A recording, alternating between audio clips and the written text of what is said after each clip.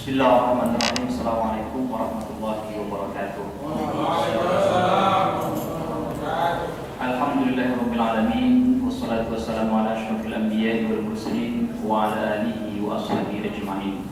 Rabbi shrah li sadri wa yassir li amri wa hlul 'uqdatam min lisani yafqahu qawli.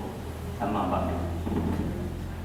Yang saya muliakan Ketua Umum MUI Sumatera Utara, yang saya muliakan Dewan Pimpinan yang berhadir di masjid yang kita cintai ini, yang saya muliakan dari sekretariat, bapak-bapak, ibu-ibu, dan mahasiswa pendidikan tinggi Kadar Ulama, yang mudah-mudahan semua kita diberkahi Allah Subhanahu wa taala.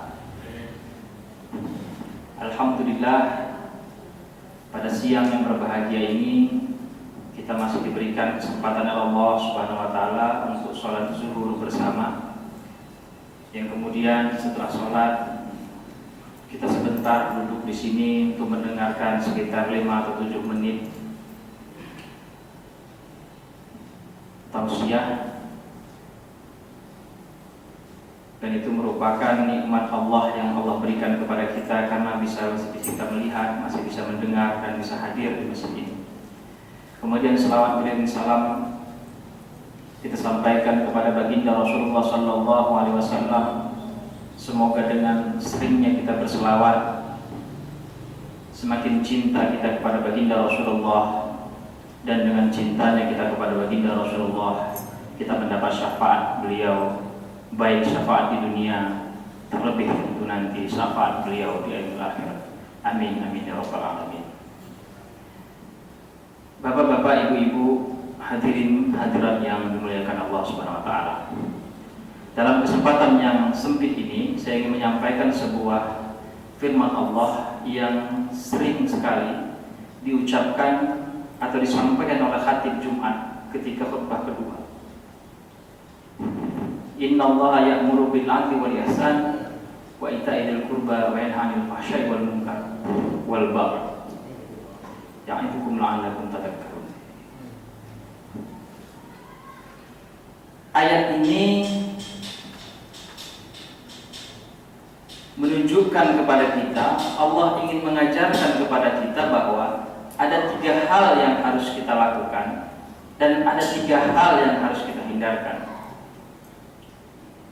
Dan ini juga merupakan induk akhlak bagaimana kita berperilaku dalam kehidupan. Yang pertama adalah Allah Subhanahu wa taala menyuruh kita untuk berbuat adil. Mungkin pembahasan adil sangat luas sekali pembahasannya. Paling tidak kita harus adil kepada diri kita, adil kepada kerabat kita, adil kepada Allah Subhanahu wa taala. Nah, sholat zuhur ini merupakan perbuatan adil karena ini adalah hak Allah. Kita tunaikan. Mungkin setelah sholat ini kita pulang ke tempat atau pergi ke tempat masing-masing, kita makan, kita tunaikan hak perut kita. Karena kalau nggak makan, kita lapar, perut kita sakit, tidak adil kepada perut kita, tidak adil kepada diri kita. Ada sebuah riwayat yang sangat populer yang sering disampaikan, itu bagaimana ada 3 orang sahabat yang selalu mengandalkan amalannya. Yang satu amalannya berpuasa tak pernah berbuka, yang satu amalannya sholat malam terus tak pernah tidur, dan yang satu tak mau kawin. Apa kata Rasulullah SAW? Saya adalah orang yang dipilih Allah, saya adalah utusan Allah, tetapi saya berpuasa dan saya berbuka, saya sholat malam dan saya tidur, dan saya juga menikahi wanita. Karena ada hak masing-masing, ada hak kita, ada hak keluarga kita, ada hak Allah. Jangan hak kita saja kita sampaikan, tapi hak Allah tidak. Itu adil. Kemudian yang kedua adalah ihsan. Ihsan itu berbuat kebaikan. Dalam beberapa literatur disebutkan ihsan itu adalah kita menyembah Allah seakan-akan kita melihat Allah, dan kalau kita tidak melihat Allah, yakinlah kita bahwa Allah melihat kita. Ada lagi ihsan yang pernah saya baca di tafsir Sya'rawi. Ihsan itu ada 3 tingkatan. Tingkatan yang pertama adalah kita mampu menahan amarah ketika kita sudah sewajarnya marah. Bagaimana Rasulullah SAW mengajarkan kita untuk tidak pemarah, tidak marah. La taghdab, la taghdab, la taghdab. Jangan kita marah. Dalam sebuah kata-kata hikmah, awalul ghadabi jununun wa akhiruhu nadam. Awalnya marah itu adalah kegilaan, tetapi setelah kita marah, setelah habis marah kita, itu biasanya yang timbul adalah penyesalan. Itu tingkatan yang pertama untuk berbuat kebajikan. Kita hindari amarah. Kemudian yang kedua adalah memaafkan. Wal 'afina 'anil nas, dan orang-orang yang memaafkan manusia. Khudhil afwa, jadikanlah kamu orang yang pemaaf. Jadilah kamu orang pemaaf. Jadi dalam konsep Islam, kita tidak dianjurkan untuk meminta maaf, tetapi lebih dianjurkan adalah memberi maaf. Sama ada orang itu meminta maaf kepada kita atau orang itu tidak meminta maaf kepada kita, maka kita sudah memaafkan dia. Tidak ada ruginya orang yang meminta maaf, karena hati kita menjadi lapang. Itu tingkatan yang kedua. Kalau yang pertama kita menahan amarah, maka yang kedua kita memaafkan orang, selalu memaafkan orang, walaupun orang tersebut tidak minta maaf kepada kita.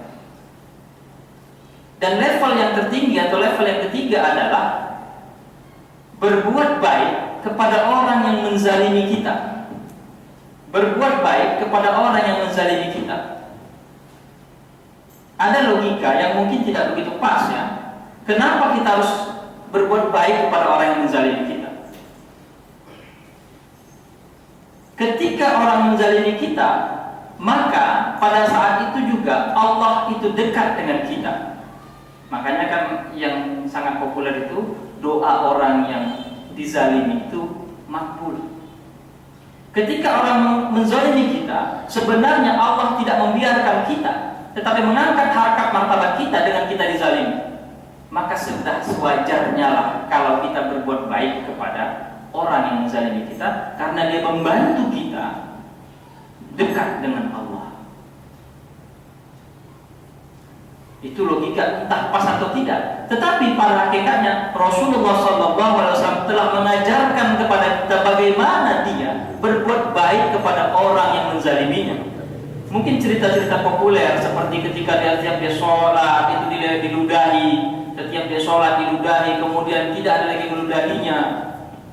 Dia bertanya siapa yang meludahi saya, kok nggak ada lagi, ternyata lagi sakit. Kemudian Rasul datang menjenguk. Kemudian cerita yang lain ketika Rasul menyulangi orang Yahudi yang buta. Bagaimana setiap dia Rasul menyulangi orang Yahudi itu mengata-ngatai Nabi Muhammad, walaupun dia tidak tahu yang menyulangi itu Nabi Muhammad. Itu cukup gambaran kepada kita untuk selalu berbuat baik kepada siapapun, bahkan kepada orang yang menzalimi kita. Dan itu tidak mengurangi sedikit pun dari martabat kita. Bahkan Allah mengangkat derajat kita dengan berbuat baik kepada orang yang menzalimi kita. Kemudian perintah Allah yang ketiga adalah wa ita'idil qurba, memberi kepada kaum kerabat. Memberi kepada kaum kerabat.